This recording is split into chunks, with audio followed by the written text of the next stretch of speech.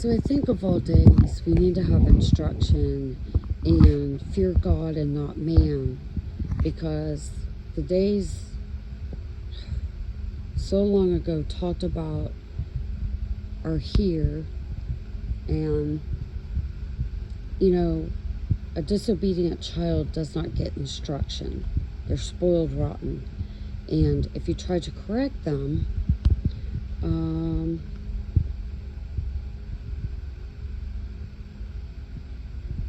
they talk back very disrespectfully. And let me tell you, if you're going to do that with God, whoa.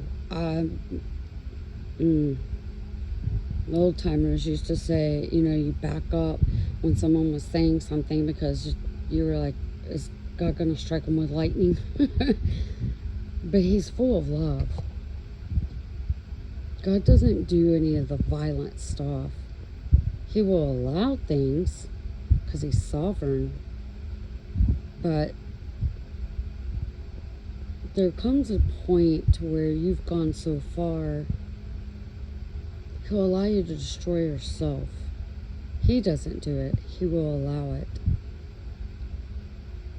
God's vengeance. So there's some warnings we need to look at. And the warnings against violence. The fear of the Lord is the beginning of knowledge, but fools despise wisdom and instruction. My son, hear the instruction of thy father. Forsake not the law of thy mother, for they shall be an ornament of grace unto thy head, and chains about thy neck. My son, if sinners entice thee, consent thou not. If they say, come with us, let us lay wait for blood. Let us lurk privily for the innocent without cause. Let us swallow them up alive as the grave, and whole as those who that go down into the pit. We shall find all precious substance. We shall fill our houses with spoil. Cast in thy lot among us. Let us have one purse. My son, walk not thou in the way with them. Refrain thy foot from their path, for their feet run to evil, and make haste to shed blood. Surely in vain the net is spread in the sight of any bird, and they lay wait for their own blood, and they lurk privily for their own lives. So the ways of everyone that is greedy of gain, which taketh the wife of the owners thereof. Yep, that's what we experienced. The result of rejecting wisdom. Wisdom cry without, she uttereth her voice in the streets. She crieth in the chief places of concourse, in the openings of the gates. In the city she uttereth her words, saying, how long, ye simple ones, will ye love simplicity? The scorners delight in their scorning, and the fools hate knowledge. Turn you at my reproof. Behold, I will pour out my spirit unto you. I will make known my words unto you. Remember the water bearer? There's been a lot going on in that these past few years, especially this past week, and some of the others. Because I have called and ye refused, I have stretched out my hand and no man regarded. But ye have set at naught all my counsel, and would none of my reproof. I will also laugh at your calamity, when your fear cometh as desolation. I will mock when your fear cometh. When your fear cometh, cometh desolation, and your destruction cometh as a whirlwind. When distress and anguish come upon you, then shall they call upon me, but I will not answer. They shall seek me early, but they shall not find me. For they hated knowledge, and do not choose the fear of the Lord. They would not of none of my counsel. They despised all my reproof. Therefore shall they eat the fruit of their own way, and be filled with their own devices. For turning away the simple shall slay them, but the prosperity of fools shall destroy them. But whosoever hearkeneth unto me shall dwell safely, and shall be quiet from the fear of evil. So, as far as wisdom in the book of Proverbs, in verse 1, it talks about the warning against violence. And the result of rejecting that wisdom is you're going to make your own bed. You yourself will lay in the bed that you make. And if you set a trap for somebody, it's going to come back on your own head. So, in the next one is at verse 4, and it talks about the command of obtaining wisdom. Well, in verse 4, verses 14, there's another warning. Enter not into the path of the wicked, and go not by the way of evil men. Avoid it, pass not by it, turn from it, and pass away. For they sleep not, except they have done mischief, and their sleep is taken away, unless they cause some to fall. For they eat the bread of wickedness, and drink the wine of violence. But the path of the just as a shining light, that shineth more and more unto the perfect day. The way of the wicked is darkness, they know not what they stumble. My son, attend unto my words, incline thine ear unto my sayings. Let them not depart from thine eyes. Keep them in the midst of thine heart, for they are life unto those who find them, and health unto thy flesh, or their flesh. Keep thy heart with all diligence, for out of it are the issues of life. Put away from thee a froward mouth, and perverse lips put far from thee. Let thine eyes look right on, and let thine eyelids look straight before thee. Ponder the path of thy feet, and let all thy ways be established. So don't look left or right. Keep looking straight. Don't look back. Don't turn any direction. And then it's the path of pondering the path of the feet, the gospel of peace. You don't give peace, you don't get peace. You don't give mercy, you don't get mercy. You're gonna reap what you sow. And if it's according to God of what He's asking us to do, He can allow our ways to get established. The body comes together as one. Turn not to the right hand nor the left, and remove thy foot from evil. Warning against unchastity. Chastity is love, agape love, not this fake love of the world. That's lust. That's not love of the world. The world has lust, not love. It's temporary. Like they have happiness. It's temporary.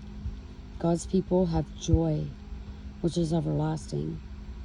My son, attend unto my wisdom, and bow thine ear to mine understanding, that thou mayest regard discretion, that thy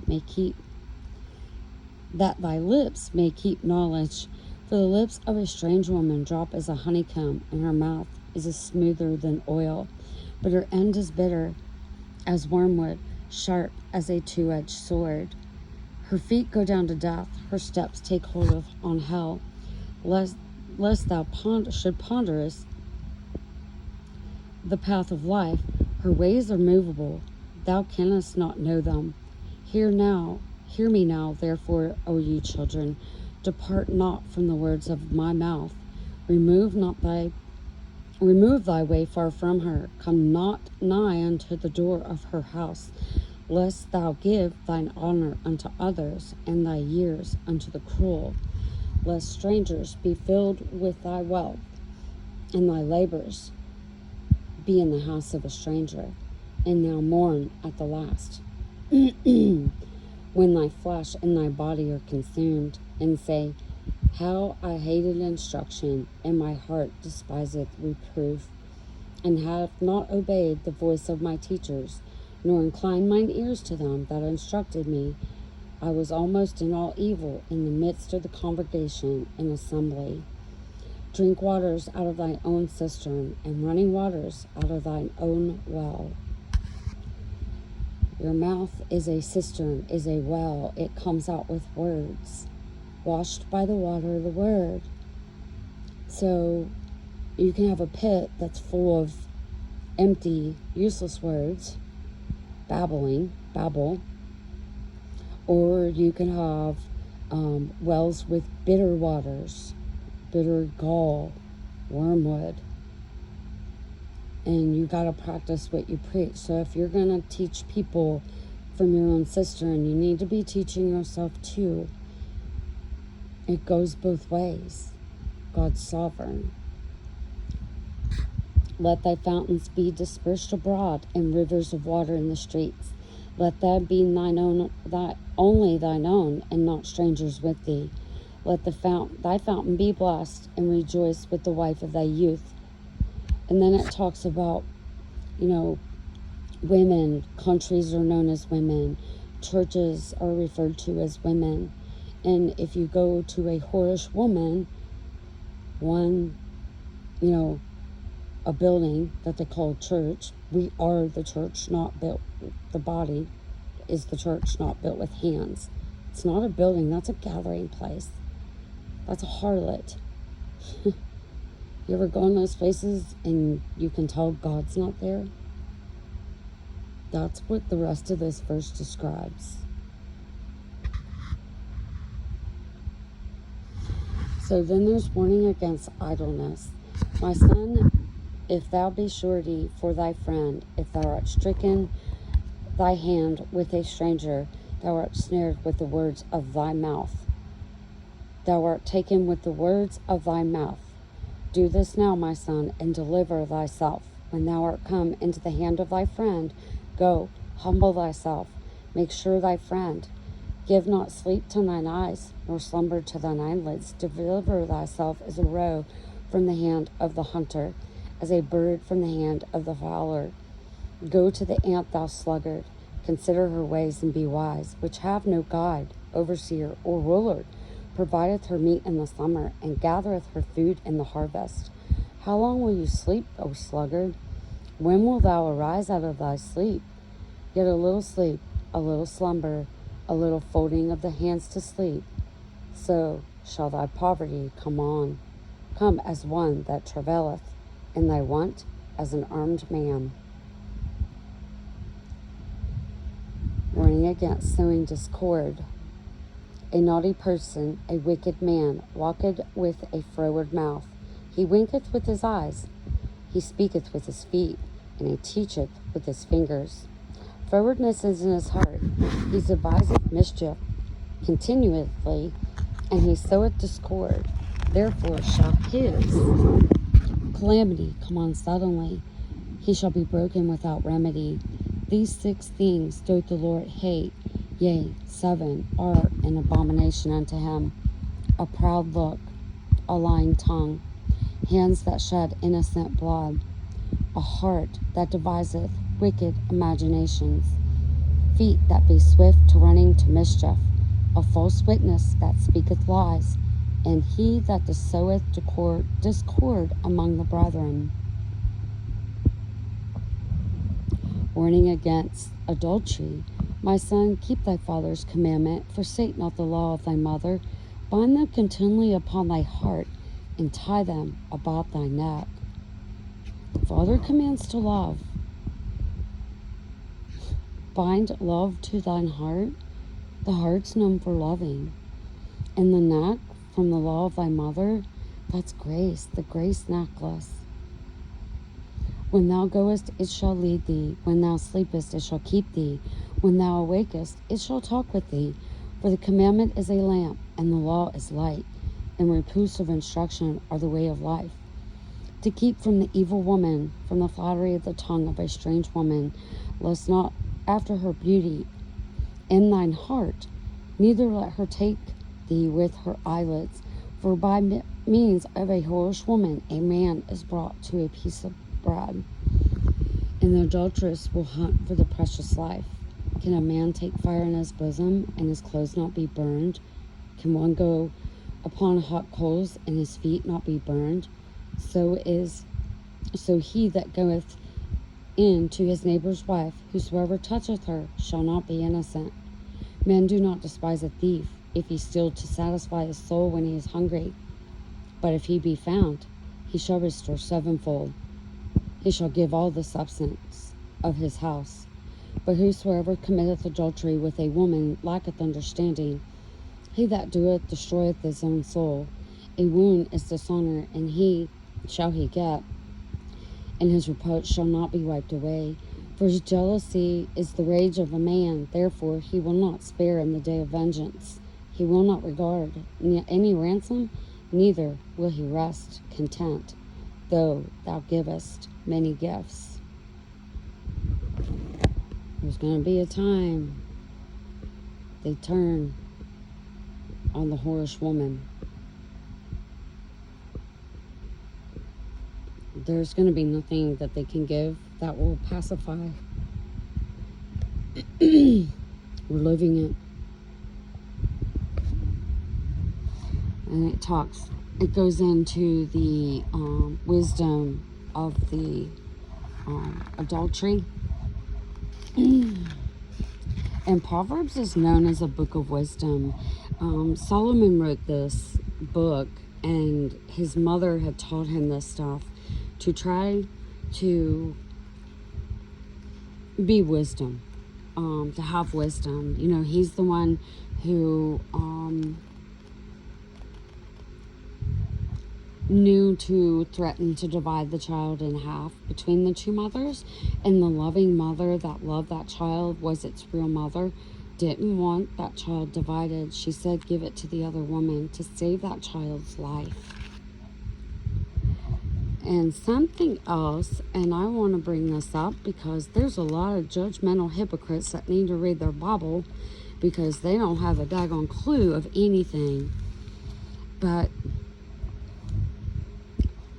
the words of, in Proverbs 31, the words of King Lemuel. Well, if you think Eli, or Eliam, Uel, I'm thinking this is probably someone related to Samuel because that's awful close. But this is the words that his mother taught him, and it's the words of King Lemuel, the prophecy that his mother taught him. What, my son, and what, the son of my womb, and what, the son of my vows? Give not thy strength unto woman, nor the ways which destroyeth kings. It is not for kings, O Lemuel, it is not for kings to drink wine, nor princes strong drink, lest they drink and forget the law, and pervert judgment of any of the afflicted. Give strong drink unto him that is ready to perish, and wine unto those that be of heavy hearts. Let him drink and forget his poverty, and remember his misery no more. Open thy mouth for the dumb and cause, for all are such appointed to destruction. Open thy mouth, judge righteously, plead the cause of the poor and the needy. So these people that are ready to perish and have heavy hearts, they're the poor and needy. They're the judge. You're the judge righteous. Read a book by its cover. There are those who condemn people. But you know what? Maybe that's keeping them from taking their own life. Maybe that's all they can do. That's all they can bear. And God can use it for his glory. Heavy hearts. If you're, burdened and, grieving, wine. They say wine's good for the stomach. Of course, it's not what it used to be, because if you make homemade wine, it's nothing like the store. But you're to give wine unto heavy hearts, strong drink to those who are ready to perish. So they don't remember their misery no more and their poverty. They're just trying to endure. You're supposed to help these people, not be judgmental. The dumb and cause are appointed to destruction. Those are the people not judging righteous judgment. And you know what's wonderful? After his mother spoke this, a son rose up and spoke of his mother and talks about the virtuous woman Who can find a virtuous woman? For her price is far above rubies. The heart of her husband doth safely trust in her, so that he shall have no need of spoil. She will do him good and not evil all the days of her life. She seeketh wool and flax, and worketh willingly with her hands. She is like a merchant ship. She brings her food from afar. She riseth all the while it is yet night, and giveth meat unto her household, and portion unto her maidens. She considereth a field, and buyeth it. With the fruit of her hands she planteth a vineyard. She girdeth her loins for strength, and strengtheneth her arms. She perceived that her merchandise is good. Her candle goeth not out by night. She layeth her hands to the spindle. In her hands hold the distaff. She stretched out her hand to the poor. Yea, she reached forth her hands to the needy. She is not afraid of the snow for her household, for all her household are clothed with scarlet. She maketh herself coverings of tapestry. Her clothing is silk and purple. Her husband is known in the gates, when he sitteth among the elders in the land. And she maketh fine linen, and selleth it, and delivereth girdles unto the merchant. Strength and honor are her clothing. She shall rejoice in the time to come. She opened her mouth with wisdom, and in her tongue is the law of kindness. She looketh well unto the ways of her household, and eateth not bread of idleness. Her children arise and call her blessed, her husband also, and he praiseth her. Many daughters have done virtuously, but thou excellest them all.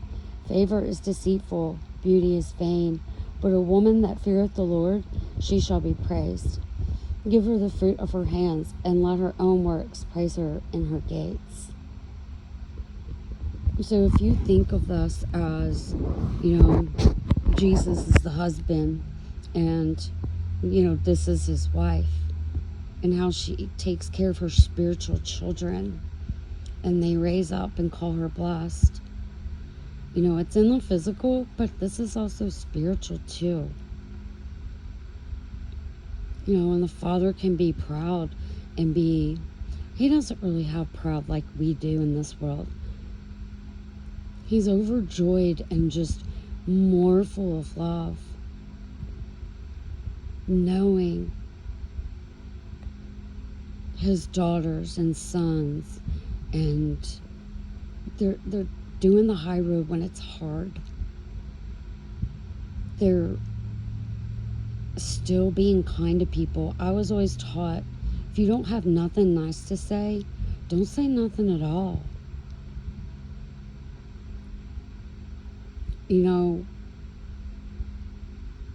People need to learn the good ways. If we don't show them, how do they know what is good and the right way to be? Because there'll come a point, if it doesn't cost them the 6 7 deadly sins being confirmed, you have to set the example. Because if you don't, how else are they going to know? I've said it before. God told me I didn't know what he was doing. They had to come and learn our ways and how to treat people,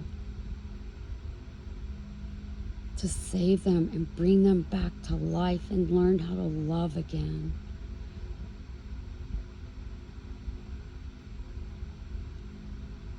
That's where we're at. Oh. And you have to turn and walk away from some people that have the bad fruit, thorns and briars. Because otherwise they're going to pull you in the pit with them. But they have some more stuff to go through. And hopefully, if it does take their life, it saves their soul. Because the Spirit's the Father's. The Spirit goes back to the Father. Hopefully it would save their soul. And let me tell you, it's hard allowing and watching your children go through things that causes some suffering, but maybe that's what this generation needs, to become unselfish. And the hard times come, for God to do his best work.